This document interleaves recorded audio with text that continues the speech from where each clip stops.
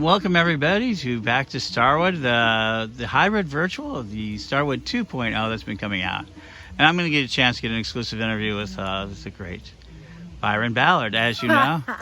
Has been just eating up the virtual world and has been so available and has gotten to create so much material. But here we are with her actually really honest God live.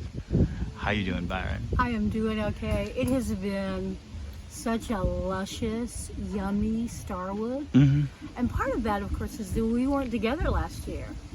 Except there was like a little virtual component because I taught some classes at Starwood, but it is not the same as being up on that stage and having people all around you so you really are interacting with people. It's huge, huge. But it's been a delightful Starwood. The rain is a little, it's a challenge, but we're camping. That's the way that works. Now, you had one of your classes broadcast, right? Yes, I did a class Thursday on creating and using a fetch, which is a magical technique for finding out information, for getting material objects, as you well know, sir. And then yesterday I did a class called Honey on the Stones, and it's about sex magic. And that one was not filmed. No, it was supposed to be filmed, and I always, and for those of you who know this class, hello, I almost always do this class in an open robe. And so I had a kind of a flowing robe to wear and pants because they told me, oh no, you can't be naked on video. No. I guess it's like still FCC rules maybe, I don't know.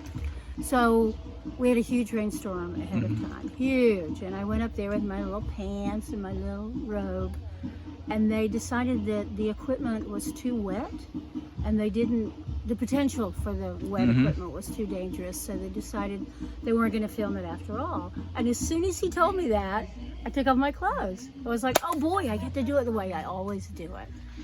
And it was good. There were 50 plus people there, which is the largest class I've ever had at Starwood.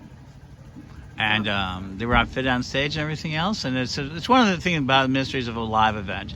Things like that do happen, where you're able to present that live piece. And I think the virtual stuff has a great way to allow people to expand. I think it's going to do something that's going to grow. Oh, it is the way to go. And I've been talking to a lot of festival organizers and a lot of festival attendees. I've been talking to vendors. And we've been saying that the virtual world is going to open up all of festival. And it's going to be incumbent on festival organizers from here on out to have a virtual component as well as a live in-person component, because there's so many reasons people can't attend festival. They can't give up a week of their lives to do that. They have mobility issues. They have other disability issues that keep them from coming out and camping, even in an RV. There are people who it's an affordability issue for them. So they can pay less money, they can stay at home. And for presenters, it means that people can do what I did a few weeks ago. I presented at 3 festivals in one weekend, and I did it all from my living room. And what I lost in that weekend was an hour and a half here, an hour and 45 minutes here, and an hour and 15 minutes there. I did not have to fly to Washington State and spend 4 days in a campground in order to present less than 2 hours material. So I've been really thinking about this a little bit, and I think I want to bring it up in a little bit. I want to get to some of the more pertinent things that are happening that are so exciting. But the idea of that idea that you've done a lot of virtual, but it can prepare you for live events. But I want to bring that up after, and that's real thunder and lightning, or is it? Or is it? Did you buy the weather component for the simulation? It's the weather app. Yeah. I hope they'll let me buy the film because I can see you start with the VR game. But you're going to have a book coming out. You've always so you're a prolific writer. I write a lot. Yeah. And you've done some pretty amazing books. Thank you. The latest one, publishing. The one that came out in February? Yes, the publishing. You get credentials on Publishers Week magazine. No, the one that's coming up. I've got one coming out August the 1st, which is called Seasons of a Magical Life. Right. And I got a wonderful review in the religion section of Publishers Weekly. Mm-hmm. And I'm a former bookseller. Before I was a professional writer, I was a bookseller. And so the importance of something in Publishers Weekly, I still am kind of zzz about it. I bet you are. That is kind of that. So let's talk about, well, the book you're most known for is your Appalachian Magic books. Yes, and I have 3 books on Appalachian folk magic, which is both my study and my craft. Yep. So I tell you more about those? No, I want to think about this. So Magical Life is next. I want to make sure we get it in there. So Magical Life is the next one. Seasons of Magic Life, okay. correct. Yeah. Boy, I Edism today, you would have just been slaughtered right there. Okay. Well, and I have to tell you that previously I worked with small independent presses, and I picked the titles to my books. But for this book and for the book that came out in February from Llewellyn, I didn't pick the titles. The publishers picked the titles. And so sometimes I don't remember the names of the books. All right. So I have to stop and go. Like the one that came out from Llewellyn is called Roots, Branches, and Spirits, the Folkways and Witchery of Appalachia. But I have to stop, and my mnemonic thing to remember is Ruth Bader Ginsburg. Roots, Branches, and Spirits. And that's how I remember. So that one came out in February, and that is the 3rd of the Appalachian folk magic books. I love hearing the thunder in the distance. We may not love it when the lightning strikes right over there, but I love hearing it. I understand that. It's great. So the Seasons of the Magical Life. This is a book of my heart. Okay, you've said that. Yeah, let me just give you a little bit about this book that is so deeply meaningful to me. So I have, for many, many years, identified myself as a garden variety pagan. I follow the cycle of the seasons of the agricultural year. That's what I teach. I teach that you will deepen your spirituality through actually having a relationship with the planet. And so many people, especially people who live in an urban area rather than a rural area or a suburban area, they don't, it's like, yeah, I'm kind of an earth religionist, but, there's not a lot of earth around me. As though the built environment is not still part of the planet. So I wanted a book that basically would cajole people, would tease people, would lure people into a deeper relationship with the planet in order to deepen their own spirituality. So it's the book of my heart. I really wanted so much to just be able to express how, I don't want to use the word precious, but I guess I'm going to, how precious everything we have is, because the chances of losing it are so really astronomically good. And so I wrote it, and my writing process is I figure out about how many words I want to write, and I just vomit them out. It's like I just keep writing and writing and writing and writing. So I'm a person who benefits from and is appreciative of an editor, a really good editor, who will take that 60, 70, 80,000 words and help shape it into what it needs to be. And I was very fortunate with this book and with Weiser, who's the publisher for it. They gave me a team of editors. So there was it hit the first editor who threw out some extraneous crap. But by the time we got to the line edit, it really was tight. It was a tight book, and it said what I wanted to say. But now here's the other reality of being an author. So there's this book. There's the book of my heart that I love, that I've been wanting to write, itching to write for so long. They do all the editing, and then I'm thinking, yeah, but is it any good? Is that book any good? Ugh, I don't really know. And I went back and read through it, and I was like, I don't know, I'm saying anything special. And then the Publishers Weekly review came out. So, yeah. So I felt for a little while, oh, that was really, but now I'm at that place. It's coming out in 2 weeks, and it's like, I don't know, is it any good? I don't know.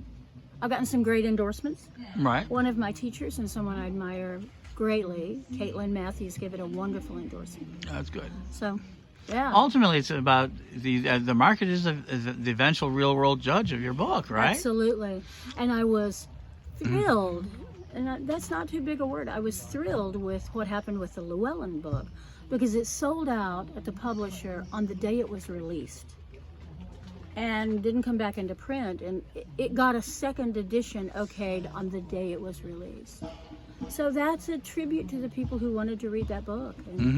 And it's on at least its second printing now. I haven't talked to Llewellyn to see if there's been a third printing yet. But it's doing really well. But that's Appalachian folk magic, and that is a hot commodity right now. Well, It really is a hot commodity, and being a folk magician, a lot of people want to know a lot about that. but let's be honest, you've come about this honestly. This isn't like you suddenly going from being old to this. This is you're honestly Appalachian. You're Yes, not- this is not culturally appropriative. I got in trouble with some people in social media a few years back, some folks in California, and they were like, "We will destroy your career." And I was like, "Hey, I'm a multi-generational Appalachian subsistence farmer. What the fuck do you think you can do to me?" So yeah, they're going to send me back to the farm, I guess, where I'll grow the best tomatoes in the county. I think so. When they hear that, people think of the idea of a bumpkin, a country folk, somebody who's less than knowledgeable, Oof. right? Let me just address the H word. So there are words in every culture that the culture can use within the culture for each other. And we all know the big one for that is the word that none of us are going to say in public. Right. The word hillbilly, which I do not use in public in any real way, that can be used between two Appalachian people. So my buddy in Kentucky, we can say, well, I had one of those hillbilly throwdowns. You know how it is. We ate a whole lot of barbecue and we drank a whole lot of beer. That's okay, because we're speaking within the culture. If I talk to somebody from New York, New Jersey, California, Montana, and they use the word hillbilly, that's not what they mean. And I know that. And everybody in Appalachia knows that. We fight this stereotype constantly. So I don't use that word, and I encourage people who are studying Appalachian folk magic to not use that word either, because it's an insulting word and we all know what it means. Right. And you're an amazingly educated person by the rules of society. I am. I have a terminal degree in my field. Right. And that's so it isn't this idea. So you went and learned, got your degrees. Yes. Masters, right? I have an MFA, yeah. Okay. I have to tell you, I did a paper, and it's one of the things that inspired me to write about this. I was asked to present a paper at Harvard in 2008, I think, for a colloquium called Forging Folklore, because I'm a folklorist. And in this paper, I talk about I am your worst nightmare. I'm an educated redneck.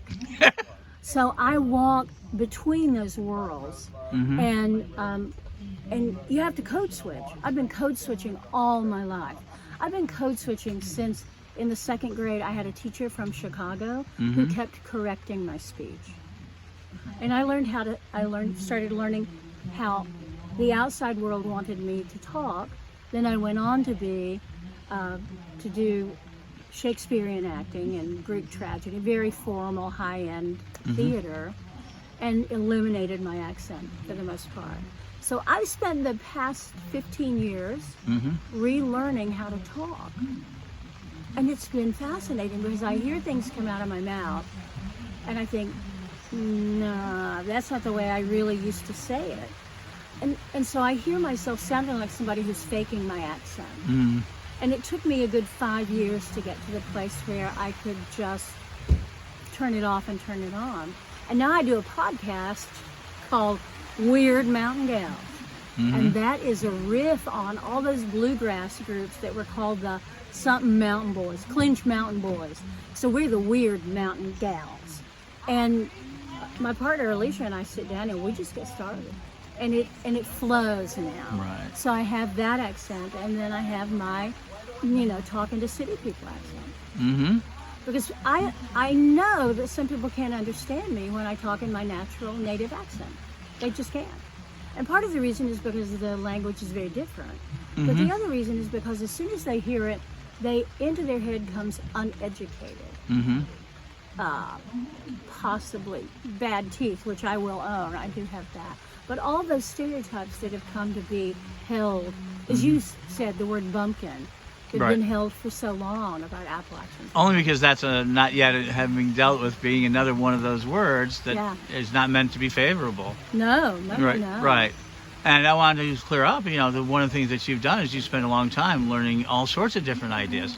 But now one of the things I think that you do really, really well, and I think it's very important, is that you're starting to talk about the tower times, the idea of what is happening. You have been a vocal activist. And I think there's a lot of the people who are entering into witchcraft well beyond the confines of the community in the sense of all sorts of different ways. They're the young radical, the old feminist, and they're really angry. Some people call them angry women. Some people call them powered women. But they've taken on And they can be powered and angry women. Right, and you've been talking with them a lot, through your Facebook and through your festivals, Yeah. and through your book, the book on it. And that book is It's called Earthwork. It's called Earthworks Ceremonies Okay. in Tower Town. I want to say Earthwork Ceremonies and Towers. And that's an essential part about what we're facing, kind of. Right, and I've been talking about this for more than 2 decades. Okay. And then seeing the omens and the signs around it, because I'm also an Appalachian omen reader. So in the late 90s, we started talking about the collapse of these top-down systems. And I'm a tarot reader. I've been reading cards since I was 12. And I named it after the tarot card, the Tower. And what I believe in my both waking visions and philosophical thought about it is that we are in one of those extraordinarily important historical liminal times where we have an option to change how the future goes. We've been in those dozens and dozens of times in human history all over the world. This shape, the top-down, what we've come to call patriarchal structure, is incredibly efficient and it's easy to maintain. And the mistake we have made again and again is that we go, oh, here's the structure, and this person on top, oh, but that person is not good. That person is a dictator, that person is evil, that person is whatever we want to wrap around how we don't like the leadership at that point. But all we need to do is replace who's on the top of the pyramid. It's all going to be okay. Well, it's not going to be okay, because the problem is the shape. The problem is not who's on top. I'm going to pause for a minute so the ice truck can go by. The problem is not who's on top, it's the shape. And if the entire thing is upheld by the people on the base of this pyramid, or sometimes people like to talk about a ladder. There's a ladder. But either way, all the people that sustain it are on the bottom and they get the least benefit for it.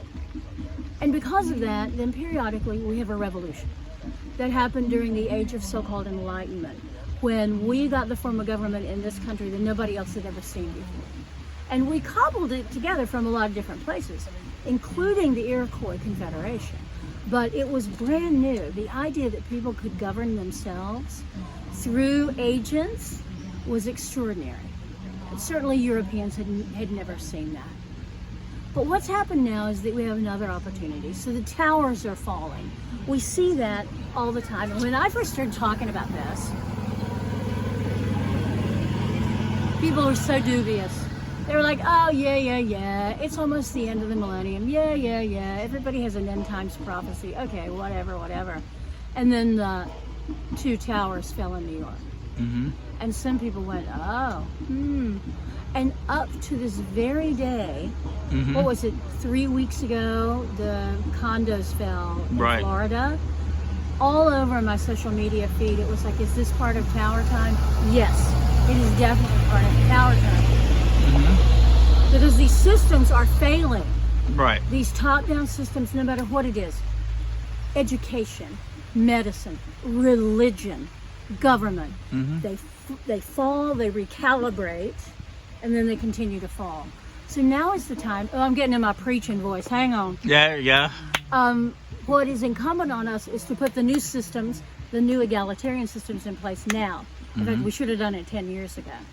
Put them together now so that when it falls, we don't go, oh no, the tower has fallen. We must build it back again and put a strong person on the top to lead us. No.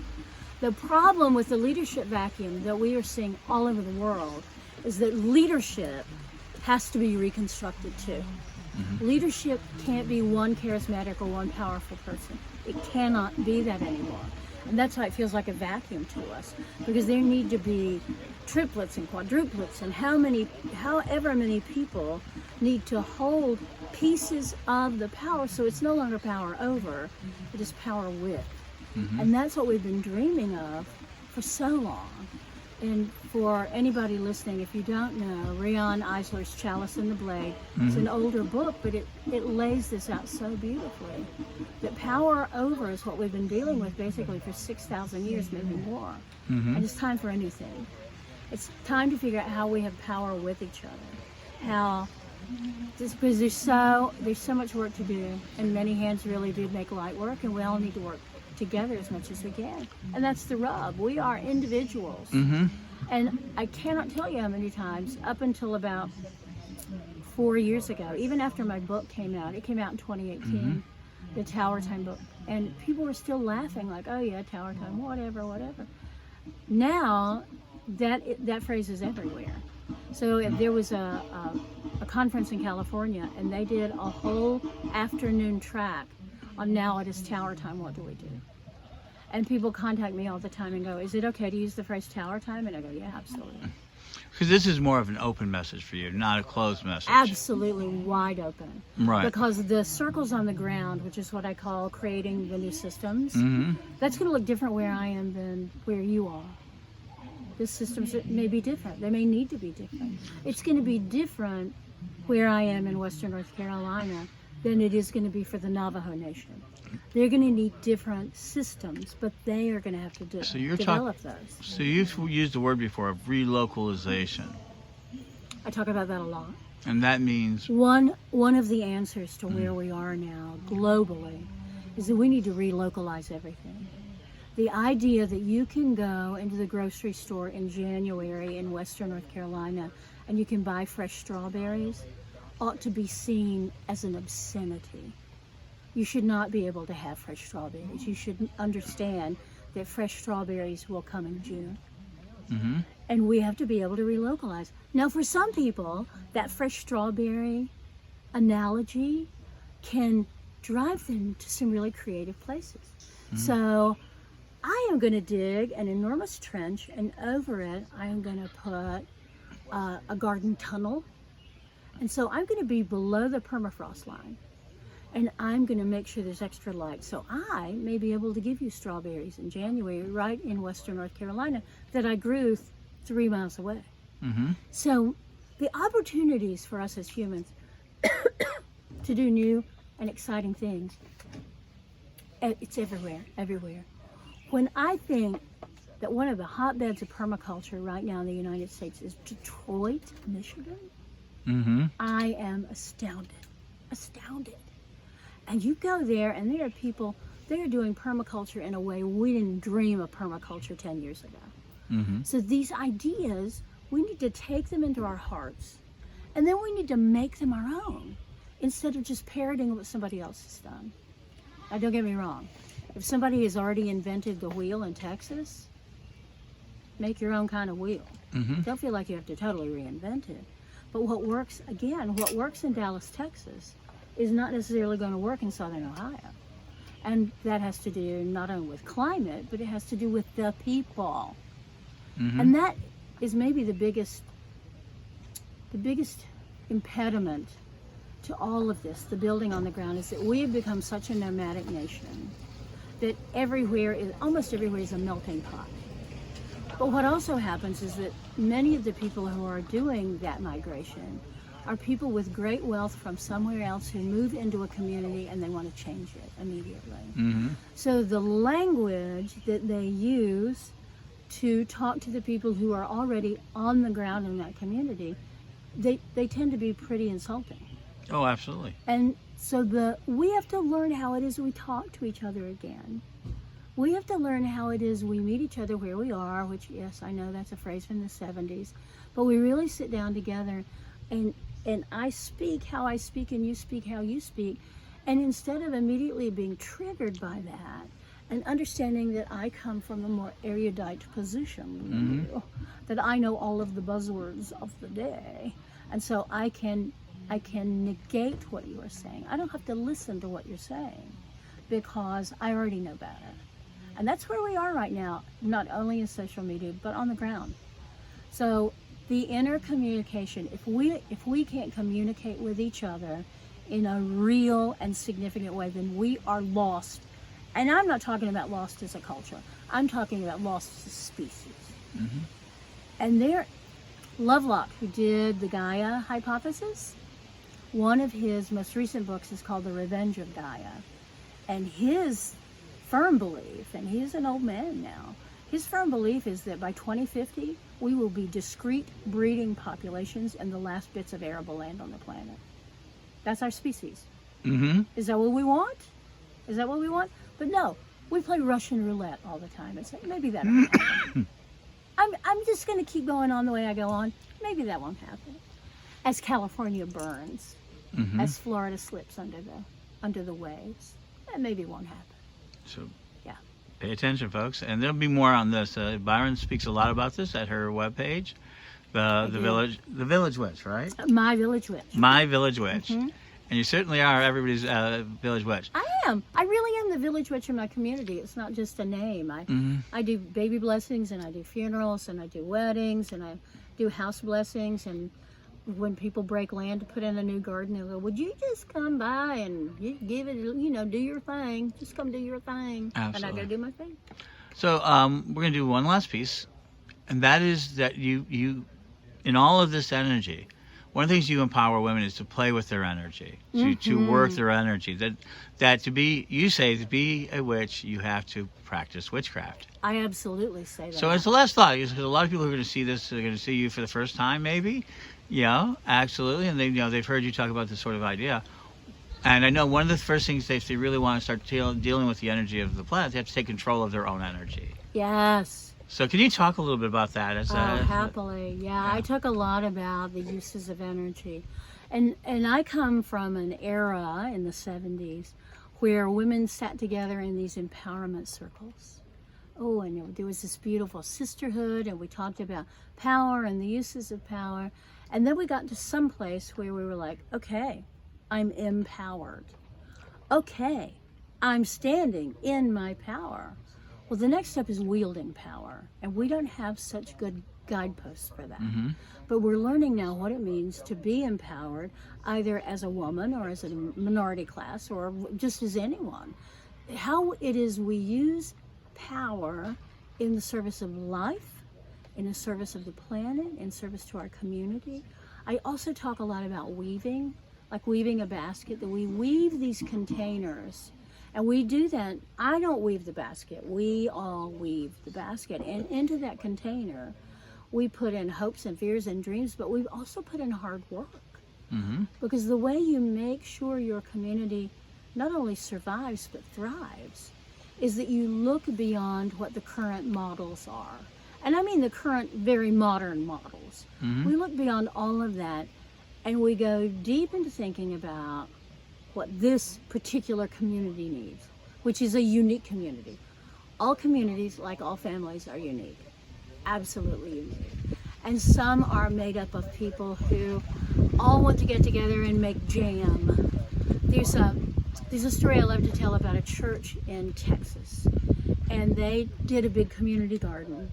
It's an Episcopal church. They did a big community garden on the land of the church in their big old front yard. You know how these major denomination churches have enormous front yards that they have to mow all the time. So they did a community garden.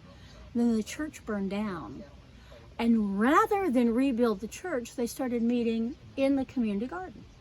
So the pastor would be there, the priest handing out lemonade, handing out hose, handing out shovels, handing out rakes.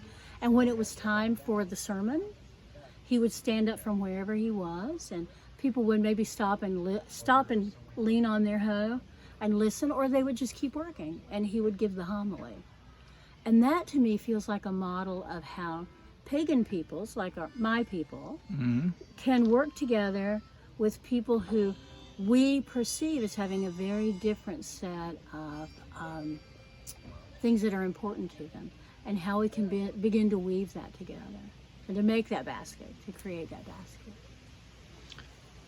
Wow. So let's go ahead, and so everybody pick up your book, Seasons of a Magical Life. Yep. Let's sell it out again. Yes, Seasons of a Magical Life.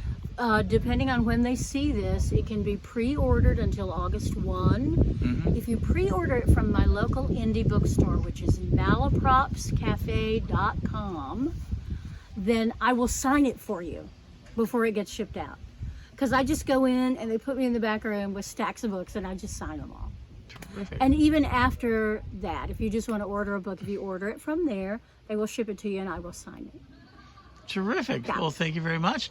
And that is very powerful. And we'll be talking more with Byron as history moves forward. Thanks.